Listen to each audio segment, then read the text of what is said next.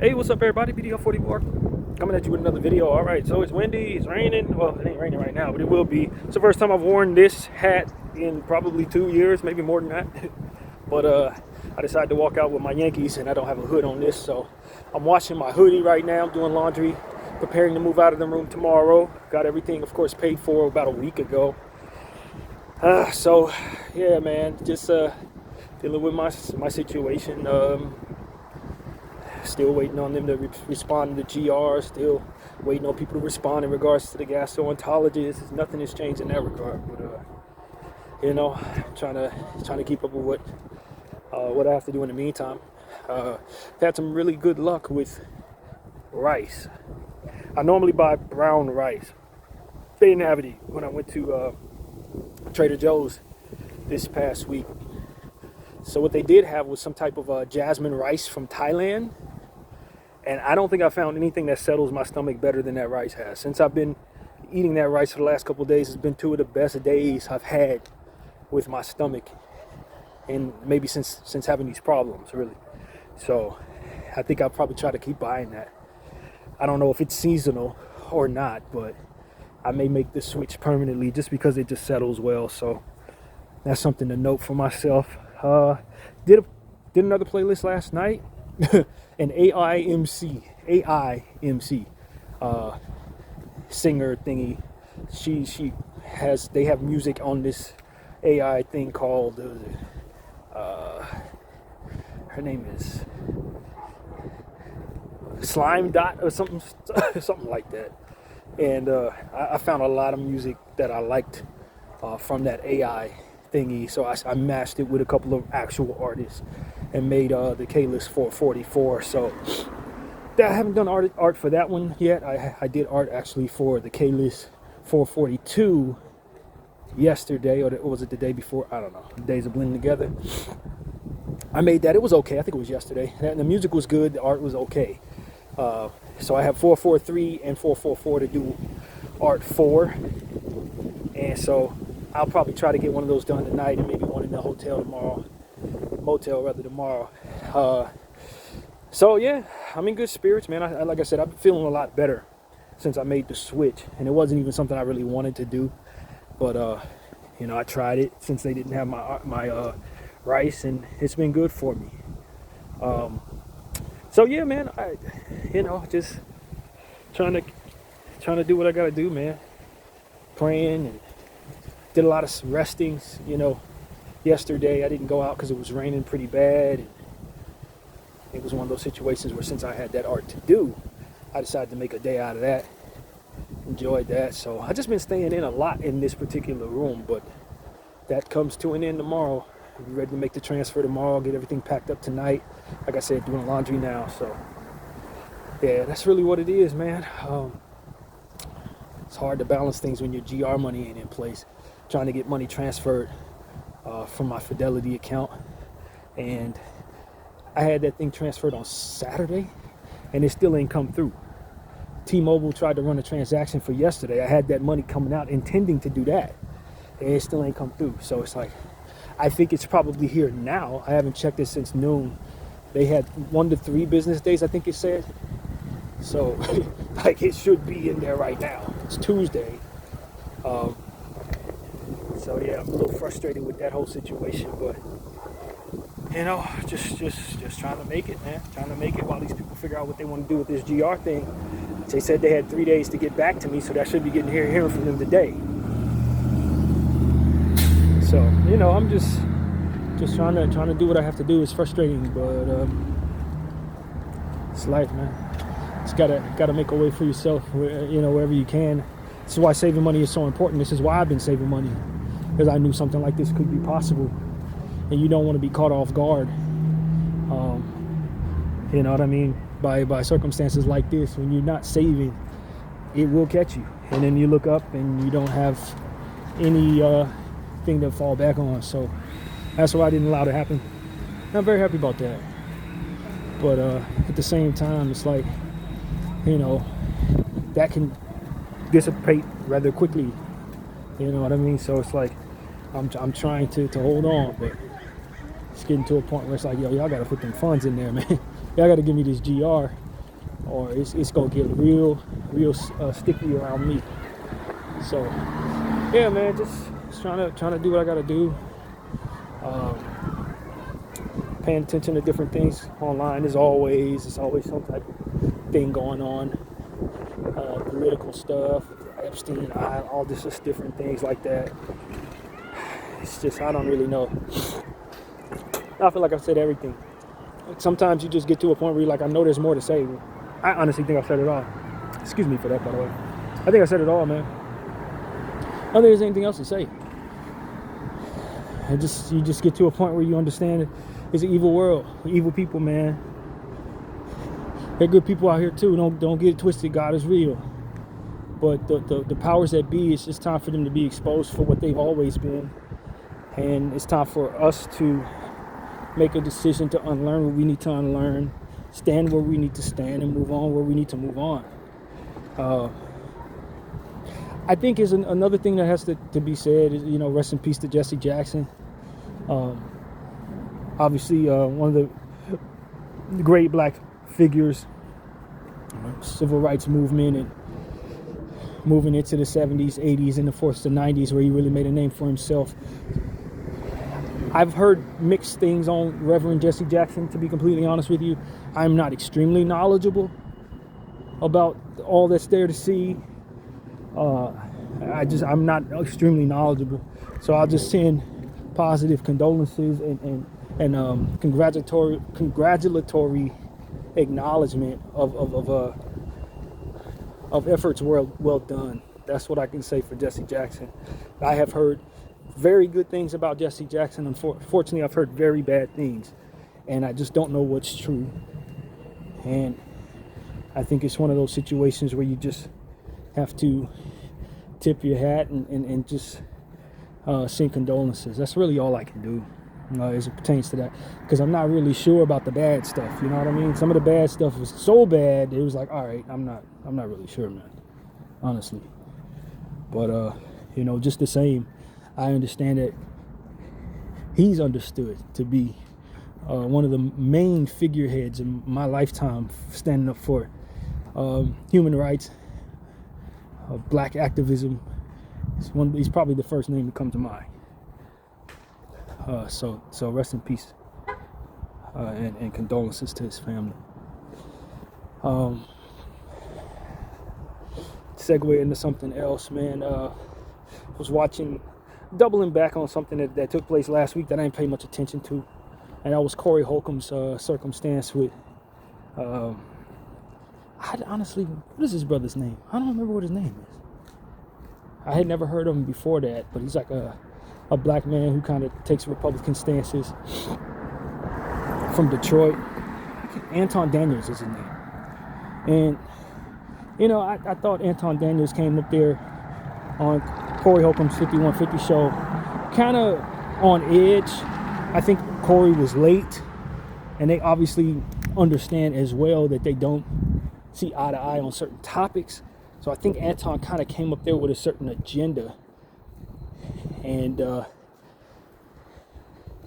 were having a conversation that was supposed to be about different topics having to do with politics and just the black position, the struggle, and the history of slavery. Corey Holcomb brought that up to him, and he took a stance that didn't kind of align with the collective black thought, so to speak. It makes some people very uncomfortable. I tried to hear him out. I was a bit uncomfortable with some of what he was saying, but I was trying to understand, a person's perspective or whatever. I think at the end of the day, they ended up getting into it. Some words were said, and I felt like Corey Holcomb became a bit emotional, I guess you can say, when the man said a certain, invited him to his program, so to speak, if you guys follow my drift. Said something like that, or he said something along the lines of, you do that, you engage in those acts. And Corey Holcomb stopped listening to the man and started reacting to him naturally, as a lot of people do, and couldn't get off of that point. Couldn't, as they got into it with one another, got in each other's faces, they agreed to amicably, kind of handle it without fisticuffs. Anton Daniels invited the man to go outside if they wanted to handle it that way. Corey Holcomb declined. they ended up trying to keep the conversation going, but Corey Holcomb couldn't let go of the idea that that man had said what he said, and he was trying to make it a teaching moment for the audience to not say certain things in someone's face that you would say online. And Anton Daniels' position is, I keep the same energy everywhere I go. That's what I teach. You know, it's not about being disrespectful online and then being respectful in that same person's face.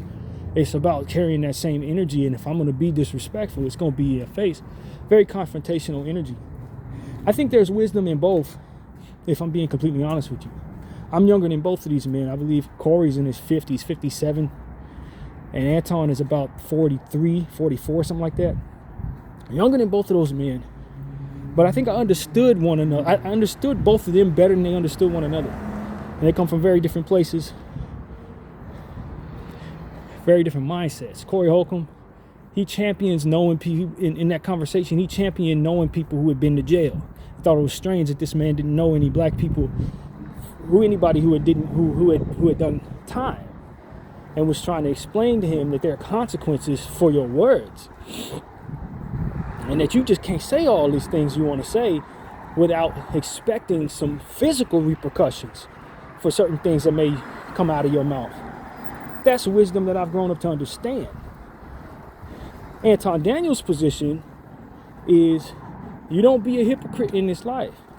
If you're going to say certain things, as I already described, if you're going to say certain things online, you should also stand behind those things in the person's face. And that consistency breeds respect. That consistency will help people understand where you're coming from and allow for people to align if they so choose or decline. But will always receive that same energy from him.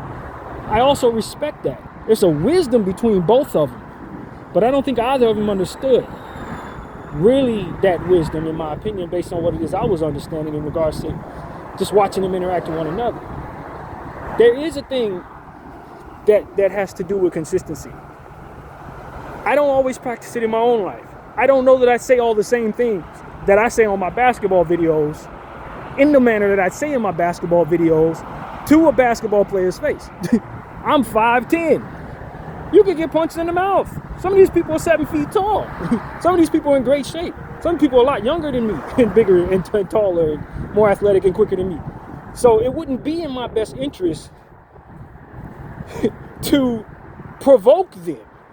But in the comfort of my own home, I think it's also not in my best interest to hold back what I feel in regards to their profession and what it is they're doing if I don't like it or whatever it is. But I'm gonna temper my tone. You know what I mean? If I'm in the presence of somebody, not only because I don't want to get punched in the mouth, but it's also because I want to respect myself and respect other people. And some things you can say to a person's face that's going to trigger them and make them feel worse when they walk away. They may not necessarily punch you in the mouth, but you did ruin their day. And there's a such thing as respecting someone and respecting others, respecting yourself, to not ruin the morale of a person's day just because you have a harsh opinion about them. It's not always what you say, but it's how you say it. And that's what I want to say to everybody. It's like, yeah, you want to be consistent. But if I'm in the comfort of my own home, I'm watching a basketball game, my team just lost, and I say this stupid player did some stupid stuff, and damn it, that's the energy I want to give to my camera in the comfort of my own home. And I very much what I said. But without the context of the frustration of the basketball game, in order to keep that same energy, I gotta manifest it. And if I didn't just go through watching a basketball game, and I see this guy in a grocery store, and I feel compelled to meet this person or say something to this person, I'm not gonna be bringing them the same energy that I felt in my most frustrated times. Now, that I use my camera and display outward may make me a hypocrite that doesn't keep the same energy. But I think there's a duality in that same breath to say, I'm also someone who's smart enough to understand that my frustration in the confines of my safe spaces shouldn't necessarily be brought to places that I'm not safe in. You know what I mean? Brought to the forefront of someone else who may not take well to that energy, brought to them in a space where they didn't just make a mistake on a basketball floor. You know what I mean? It's about what manifests that frustration and how organic can it be if you are bringing it to somebody just to maintain the consistency that came from a frustrated reaction. Frustrated about a basketball game. Doesn't mean that when I see this guy in the streets, I need to bring that same frustration that came from a basketball game to that person. And depending on what we're talking about, it may not even be necessary that I approach this person with that frustration at all, let alone in how I say it. How relevant is this to the moment they're in? When we're walking in the grocery damn store, how relevant is it that he missed a basketball shot or didn't pass the ball in a basketball game that may have taken place however long ago? It's just, there's context to understand and respect to be had for just letting things go and being respectful of yourself and the other party when in the presence of that person. I think that when it comes to Corey Holcomb's position, I partially align with that, but also see fault in that just the same, because there is an inconsistency and a cowardice that comes from being willing to talk crazy behind the camera and then being super happy, nice guy in a person's face. I also have heard many arguments and have had it brought to my attention many times in different ways that that's not something to respect at all. Somebody, at some point in time within myself, I have to agree that I'm betraying what it is that they, whoever that is, would respect when I engage in inconsistencies with my energy. Just got to take the loss. If somebody gonna call you a coward, that's just what they gonna call you.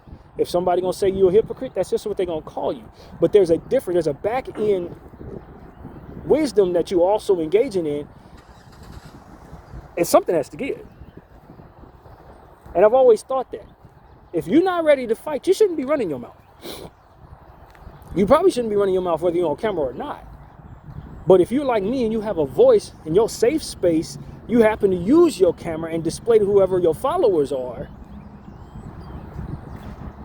I still consider this my safe space. Now, if you happen to hear what I said in my safe space and you're partial to it, then you have a right to confront me about it, I'd imagine. Hopefully respectfully, hopefully without any trouble. You know what I mean? Because that's the risk I take when I allow people into my safe space. And in this era, people tend to be on camera in their safest spaces, forgetting that they're projecting out to the wide, whomever, however it goes. That's just the era we're in. I think if we're respectful of one another and kind of understand that context on the forefront of our reactions to one another, I think we can kind of, update our wisdom as it pertains to handling things like this in 2026. Because in 1984, when I was born, keeping the same energy versus saying something crazy on the phone or whatever it was before the internet, it ain't the same as what we find today, where people literally create safe spaces where they project out into the internet. It's just a new world, and we have to adjust to it. But then again, I say this with understanding that I'm not a troll. I don't take a great deal of pride in getting negative reactions out of others.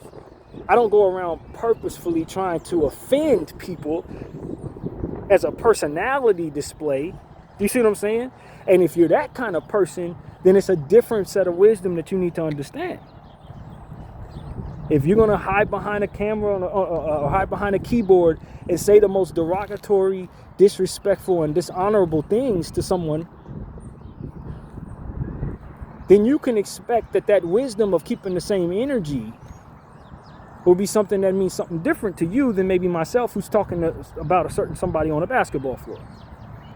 I'm not going around saying awful things to people. I'm not going around poking at people. I'm not going around saying that I'm going to do this and do that to people. And if I were, then I need to be prepared for the consequences of what that display is all about. It means something different for that person. That troll, that chaos creator, it means something entirely different for them. They need to if they're going to keep that same energy, they need to understand what comes with that. If they're going to go around hurting people on camera, or rather hurting people's feelings from behind a camera or from behind a keyboard, they need to understand that if they bring that energy to somebody else, then there will be dire consequences. So I think it means something different depending on what type of person you are behind the keyboard versus who it is you are in person. I find myself to be a pretty reasonable human being. And the things that I say that I think are ultimately offensive, I usually stand behind in real life. Things that I talk about in regards to Palestine and Zionism and stuff like that, these are things that I have to be willing to die for in order to even comfortably say, period, especially in the times we're in. You can be locked away for years. People are dying over saying the stuff that I've said. You gotta understand that. And I do. There could be, unforeseeable consequences. But I think there's a greater good and there's a purpose to that. I'm not just running around talking crazy about somebody who could beat me up. You know what I mean? It's not that simple. I'm telling the truth. I'm speaking the truth to light, and that in and of itself holds consequences. Truth to power, that holds consequences. And that's why I don't allow myself to believe I'm a coward, just because I don't keep, quote unquote, that same energy with a basketball player in his face that I would ultimately on my camera in my safe space when I'm talking about a basketball game or talking about a player needing to get off my team or something. Maybe I wouldn't be as bold as to say all that to his face necessarily, unless I'm paid to do so, as to which we all have an agreement behind the camera how to act, or whatever the case may be. But then I weigh that against my willingness to say things that I think the basketball player may not be comfortable saying. I weigh that against the stances that I take and the sacrifices that have to come with that maybe shut doors for me to ever receive any success in the field that I'm passionate in. That helps me understand that I'm doing the right thing in this area, maybe not necessarily doing what you would respect in another. I weigh it against that and just live my life. And that leads me to my next part of this conversation, though I can't speak all day because I do have to get going. Pick up my clothes in about 35 minutes. But I just wanted to tap in on what I saw in the NBA these past couple of days. First of all, I was wrong. Their ratings for their All-Star game was great. I came up here and made a 5-minute video saying I thought the ratings were going to suck. They didn't suck. They were good. All-Star Saturday night was not very good. The All-Star game, 3 of the 4 games were actually very competitive and fun to watch. The 4th game, I just think the guys were tired. Older guys didn't have any legs for running with younger guys, and that was it. So 3 out of the 4 games were good. I actually enjoyed the All-Star game. I don't know if I want to keep that format, but if they do keep that format, I'm optimistic that we would enjoy more basketball in the future. So I'm comfortable saying I was wrong about that. But the dunk contest was awful. It was horrific. That's not what I want to talk about. What I want to talk about is, first of all, shout out to one of my favorite sports figures, Kyrie Irving. He wore his kufiya. Shout out to Spike Lee, who made it a strong point to have a Palestinian flag draped over him in regards to his, I guess his bag had a strap, and that strap had the Palestinian flag over it. I was very thankful to see him take the stance that he did, especially since the only reason why I even know of Michael Rappaport, one of those strongest celebrity supporters of this genocide, is because of his movies. I would not have known of that evil man had it not been Spike Lee putting him in all these damn movies that I enjoyed. But they took some stances that I expect that from Kyrie. I didn't necessarily know what position Spike Lee would take, especially since he has so many Zionist friends. But he took a very strong stance and helped all of us understand where he stands. I would love for all of these celebrities who are speaking out right now to have spoken up when it first started. It might have raised some awareness that could have potentially saved some lives. And there's a space to be critical of people who are just finally coming around, who may have already known what was going on. But I think this is not the time to be pointing out people who are a little late to the party, because there's still so many people who have yet to come to the party, and we need them to step up too. So I think it's a good thing for everybody to speak now, and then we'll look back in history at who all was performative and who all actually cared about what was going on there. But whatever the case may be, Spike Lee took a stance that I think he needed to take, because Michael Rappaport going around out here just being the worst version of Zionism in a celebrity form, and we all know him from Spike Lee joints. Literally, that's what he's known for. However, a couple of basketball players, unfortunately, there's some things that coming out I didn't really align with. Michael Jordan, although this had nothing to do with the All-Star game, some footage going around with him inappropriately touching a child at the end of a NASCAR event that took place that same day, I believe. I was very, very uncomfortable with that footage. I don't know what was going on there. I didn't like it. I just want to say that. I don't know what the hell was going on there, but it didn't feel right. It didn't look right, and I was very unhappy to see it. And that's what I want to say. I don't care about no celebrity superstar. You could be the greatest of all time, basketball, all that. That's cool, bro. In these times, with that being the optics, you look like you're dog whistling to the elites that you're fine with what they're doing. That's how I took that symbolism. You behaving like that in a place where everybody can see you, that just tells me that you're telling them that you're still with them. That's what that tells me. That's what I took from that. I don't know what y'all took from that. That's what I took from that. LeBron James got on there. They asked him about Israel, trying to jam him up. And he was very careful to stay on the safe side of things. He said that, you know, he had never been to Israel, but he'd always heard great things about Israel. He didn't know if he had any fans there, but he hoped to inspire them to be better and everyone to be better through his love of basketball. I catch the subtlety in that. I'm sure most Zionists caught the subtlety as well. I'm sure they appreciated him being safe, but I'm sure they took slight to him saying that they need to be better.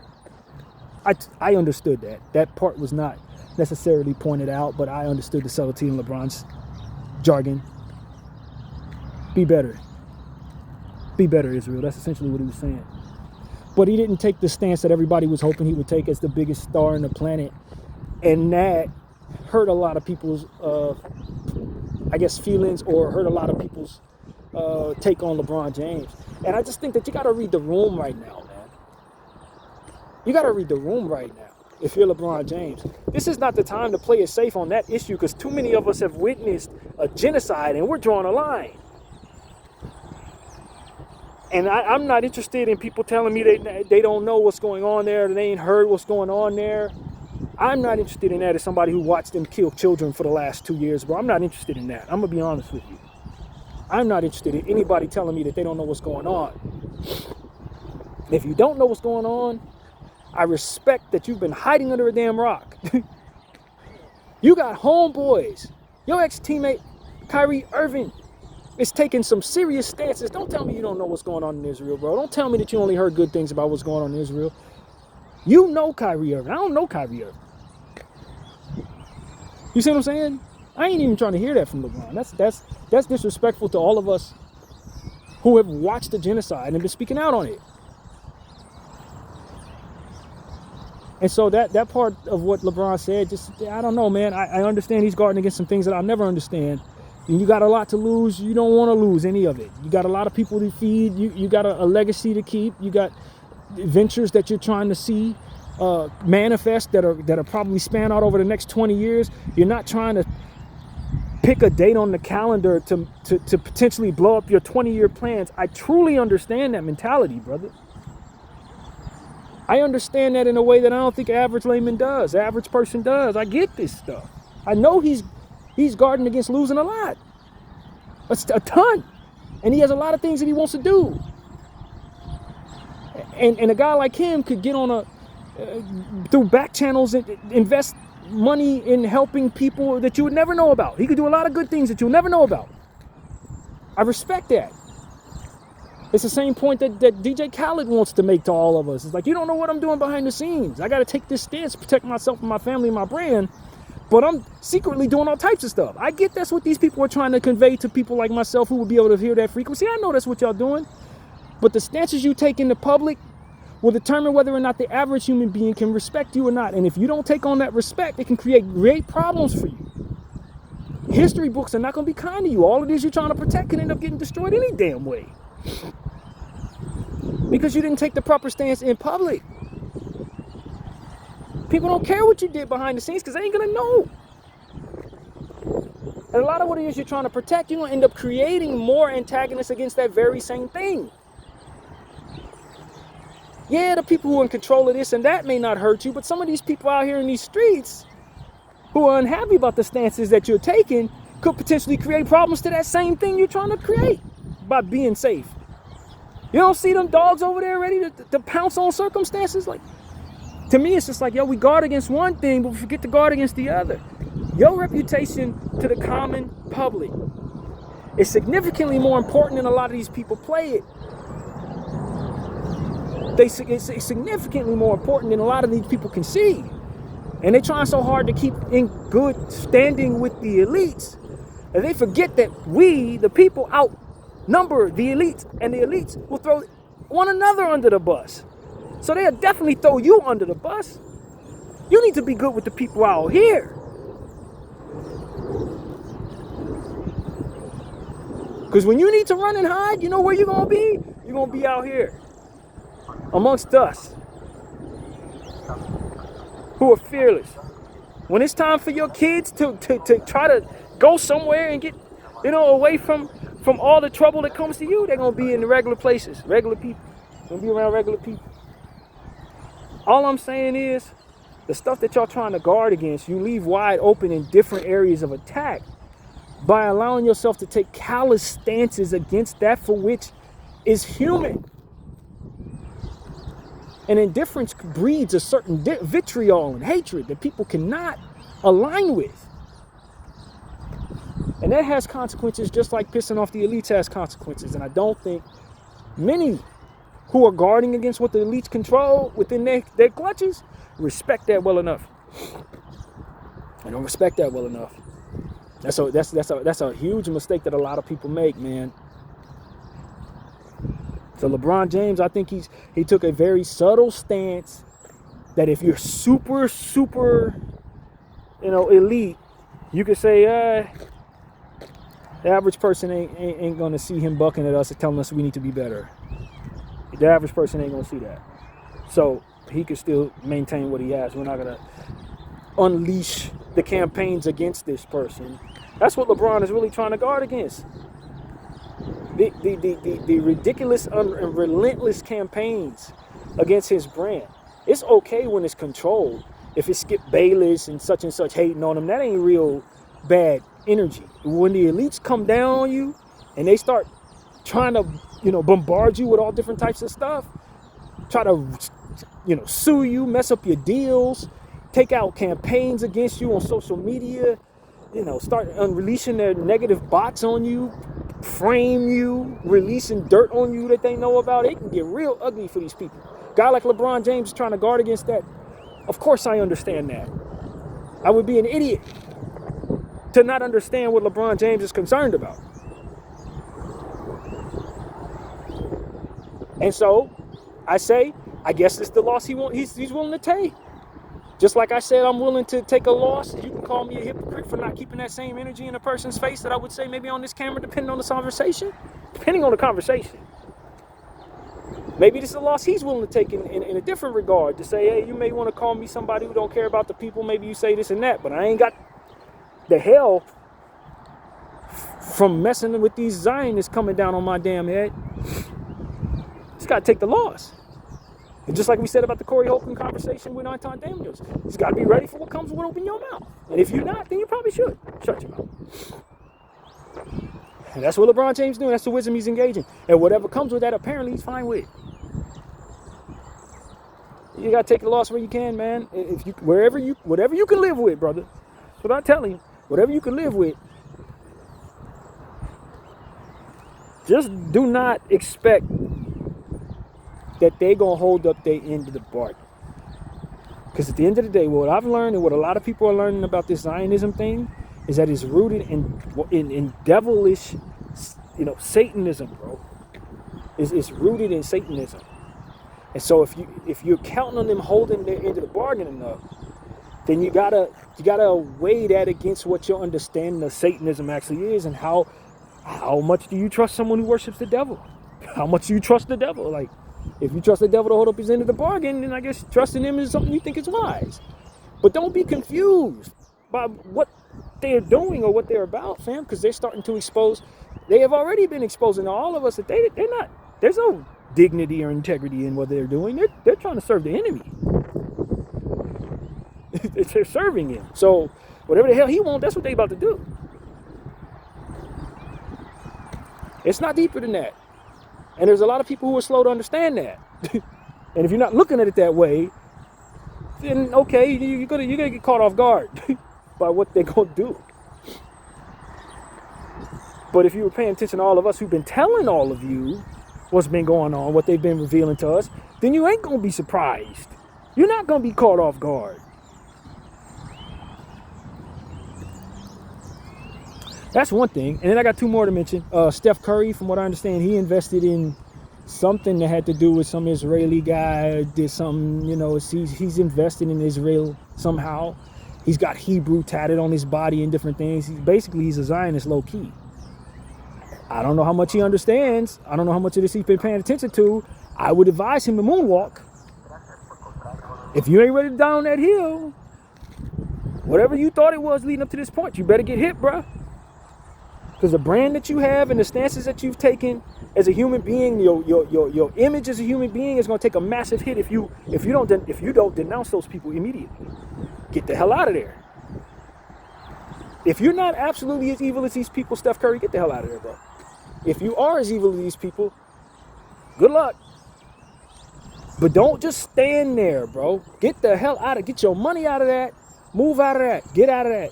Denounce that. Get out of that. You see what Spike Lee did? You need to do something similar to Steph Curry. If you're a good person, and I believe that there's a good person in there somewhere, I do not think that you are fine with kids dying in Palestine. I don't believe that. I would suggest you moonwalk, bro.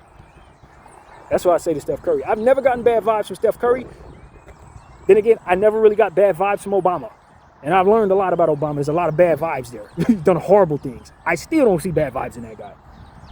Some people hide it well. Some people were just, some people just puppets, whatever. Saw Obama at the All-Star game. Still get great vibes from him. Those vibes are lies. What he really was about, awful. What he was really doing, terrible. So, hey, man, I don't always read energy properly, clearly. But it's one of them situations where it's like, hey, if you are a decent person and you're in cahoots with these people, you need to know when to get off that damn ship. And I think right about now, it's a good time to get out of there. And the third person is Kevin Durant. And Kevin Durant's position is a little different because, and I don't know if this is real, I don't know. But from what I understand, he was using some burner accounts, said a few things on his burner accounts this weekend while in All-Star LA. And I don't really know what was said on the burner. I don't know what they caught him saying. I really don't know. I think from what I understand, he said some negative things about some teammates. I don't know. On the All-Star, I don't know, man. I don't know. But one of the things that I did get a glance at was somebody pointed out that Kevin Durant had invested in a drone company that is essentially providing drones to Israel to seek out Palestinian people and destroy them in Gaza. Birds got quiet when I said that. And in that space, him doing that, you have to say, okay, well, does he know? It's like, just like I'm saying with Steph Curry, is he aware? From what I understand, on one of his burner accounts has been revealed as a burning account. He commented on a post where they were saying that. And he said, hey, if you got drones, if they need drones, we got drones. That's essentially what he was saying. Like, bro, you do not at all want that to be your spiritual stance as a black man in this country.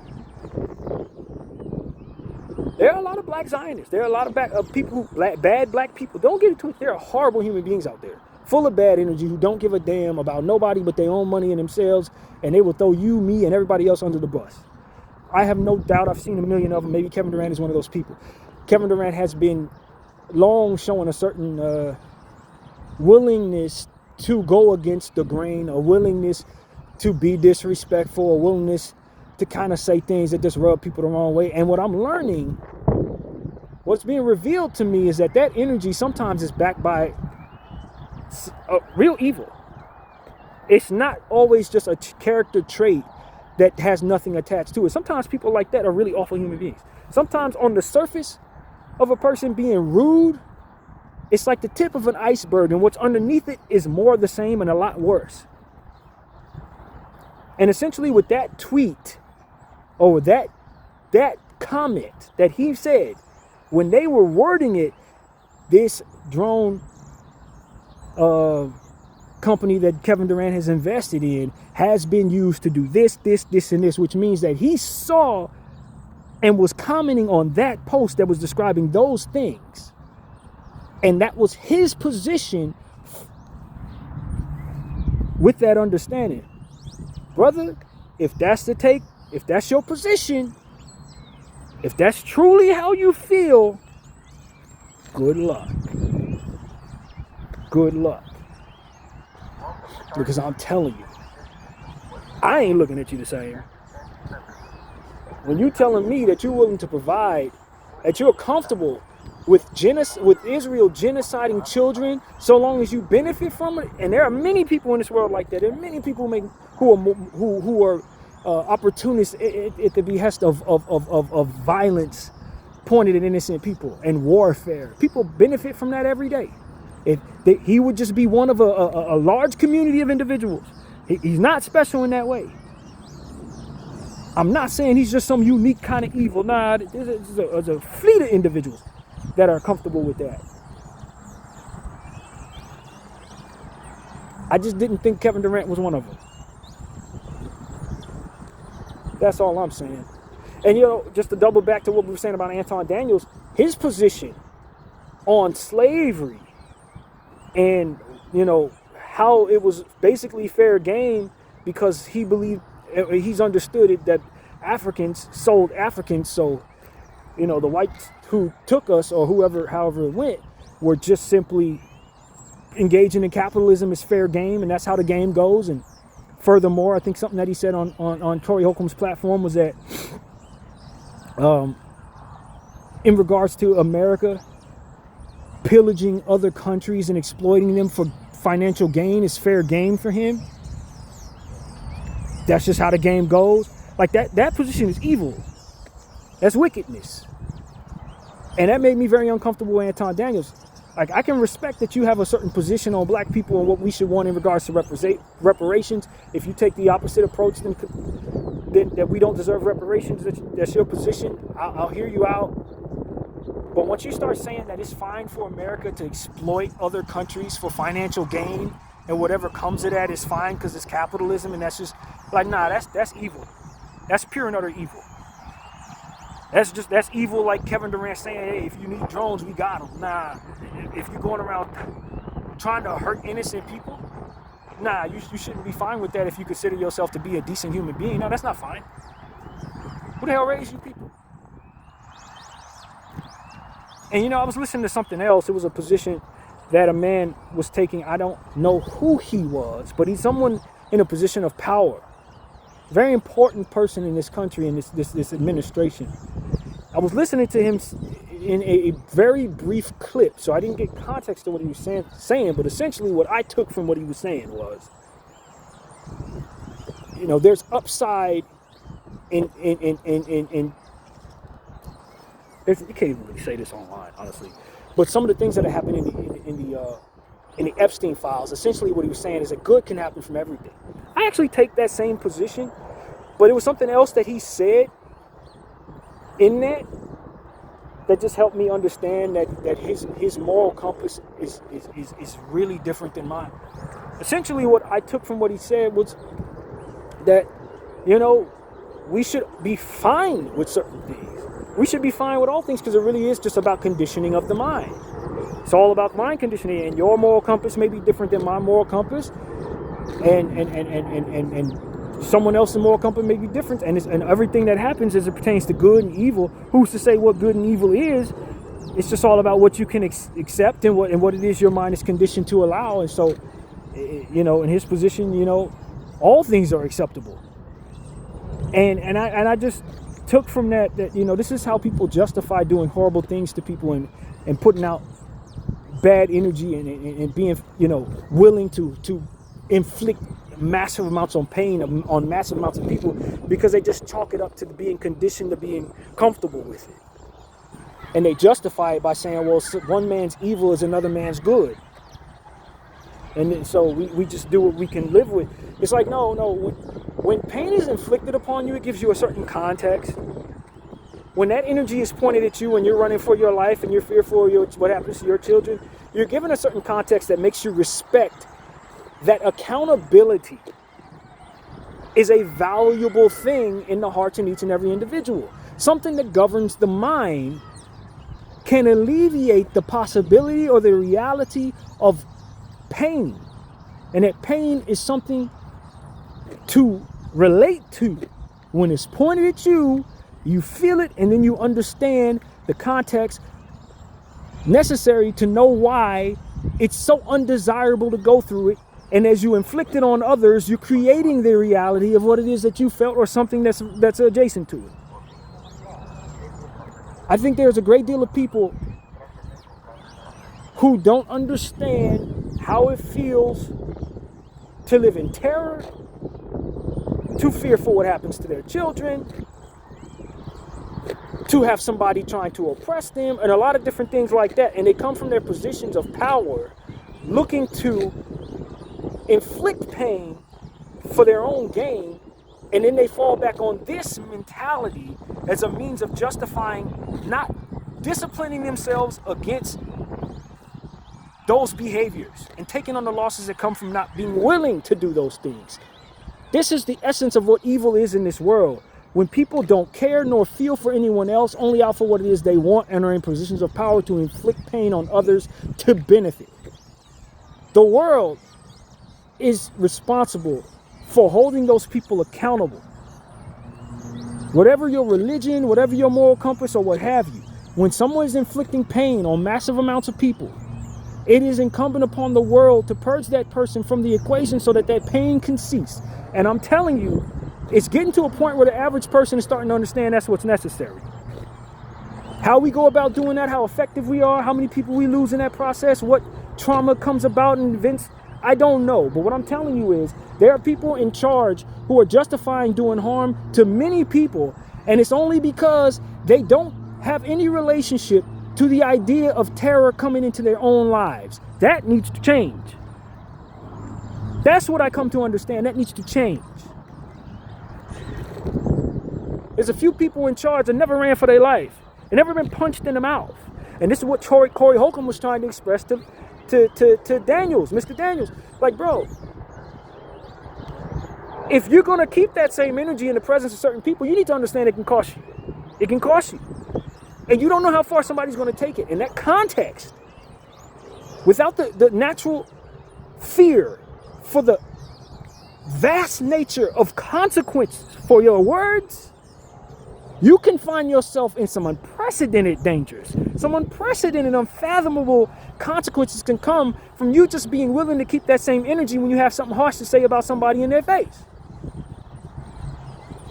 And whatever your imagination is telling you, it doesn't do it quite the justice necessary. And I think that's what Corey Holcomb was trying to convey to that man. Like, bro, you're going to say certain things and people going to do something to you because of it. You may not walk away. And being around enough people from jail in Corey Holcomb's walk of life has taught him. Being around enough people who've been incarcerated has taught him you can't just run your mouth. You may have harsh opinions, but those opinions need to be backed by some respect for the dangers that you create when you express them to others. You can't just run your mouth. You can't get punched in the face. You can't just harm massive amounts of people and think you're going to be safe. The world will close in on you and is responsible to protect against that for which you are willing to do. And that's what the powers that be need to understand in this world. You can't just do any old thing you want to do when people are aware that it's been done. You guys are doing experiments on us with this Epstein thing. You're trying to see how far you can take it. You're trying to see what all we'll be conditioned for. You're trying to see if we're really about that life, so to speak. What you don't understand is that when you've come to terms that you've gotten the data you need from this experiment, the consequences could be coming still. The Luigis could be still coming. There is no date on get back. This is the disconnect between those who understand the streets, the Corey Holcombs, and the Daniels, who don't necessarily understand the streets well enough to know that they need to guard against certain unprecedented dangers that come from their just unfiltered intentions and thoughts. Because like I said, your imagination doesn't do those realities the proper justice. I heard a story a few days ago, something that happened in the South very recently, and I hate to point this out, but it just speaks to how far people are willing to take certain things. Two men were found unalived, and a baby, all given headshots. Baby, 9 months old. Somebody shot all three of them in the skull. I don't know why that happened. I don't think they deserved that. I don't know what the context of all of that was. All I'm saying is, in the event that you don't think somebody will take it that far, and you run your mouth and you say, what's the worst that's going to happen? They're going to want to fight me. No, man, that ain't the worst that's going to happen. You're at the mercy of whatever their intentions are and your ability to fend off against them at that point. And once you run your mouth, you're counting on somebody being sane enough to just fight you. Sane enough to not fight you. Whatever your imagination is telling you, it ain't doing the proper justice to what the vastness of whatever a mind may think when they feel disrespected, or whatever a mind may think when they feel threatened, or whatever a mind may be willing to do when they're unhappy with you. And that context is so important in each and every mind of every human being who goes around letting their unfiltered thoughts out into the world. You don't know what somebody may be willing to do to you. You don't know if you can guard against that, or the waves of that coming at you. You got to be respectful of these things, just like it would be wise to be respectful of individuals and be respectful of yourself. When you don't allow yourself to take on the reputations that these people have been talking about and want to take on for themselves. We got drones. Man, you don't know what somebody's going to be willing to do to you for that. What kind of danger you put your family in? When people realize that you're comfortable with children dying in Palestine, and we sitting up here fighting for their rights, you don't know who's out here saying, yo, man, we're going to do something, we're going to Luigi the situation. And we're going to point our attention at who? Whoever is on the wrong side of this thing. You don't know, man. That's the point. You don't know. You don't know how fed up somebody is. You don't know how sick they are. You don't know what twisted they are. You know how far they will take it. You don't know how patient they are. You don't know their reach. There's a lot of variables that you're not going to see coming, that you're going to welcome into your equation, and you're going to be having the stupid look on your face when those consequences come. With the wisdom in the world to regurgitate what it is I just displayed right here, telling you, yo, you should have been cautious. You should have been respectful. You should have had something in you that governed yourself against those energies that welcome that nonsense. And because you were willing to just be callous and powerful, and I do what I want, I'm the victim, or whatever the hell position people are taking in that world today, believe me, man, there's no time limit on a get back. None. You could be sitting somewhere in your rocking chair and somebody come and get you for that. 30, 40 years down the road, you don't know. Some are lucky enough to die before them consequences come, and thereafter is between them and God. But a lot of people are not.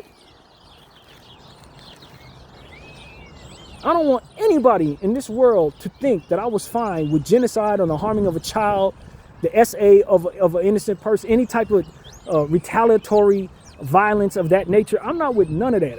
My stance on that is that you speak out against that, you advocate against that. And if I'm going to get consequences that I can't see coming, it's going to be because I did something that I was proud of.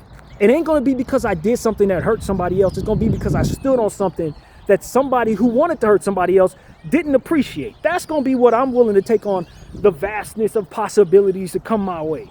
It's going to be because you silenced me for saying something that maybe would have saved somebody's life from what you were intending to do to them. That's what I'm about. That's worth it to me. Whatever comes of that, I can at least say, well, I did the right thing. I did something that could have made the world a better place if it reached the right person. It ain't gonna be because I was hiding behind the camera saying something foul like, oh, I'm making money, so I don't care if kids is dying in Palestine. No, you ain't gonna want to hurt me over that. Because it's not happening. It ain't gonna be because I was too afraid to tell the truth for fear of what it is I could lose. You ain't gonna want to hurt me because I didn't give a damn about something that was harming underage people. No, that ain't gonna be the case. What are you willing to die for? What are you willing to suffer for? You know what I'm saying? For your wealth? You're feeding a lot of people, so you think that helps on the back end? Maybe you're investing in something good with the money that you get from doing something bad, and you understand that, so you want to live with that? Okay, that's what you're living. You want to live with. We've made that parallel in different conversations, in this video alone. You want to live with it, fine.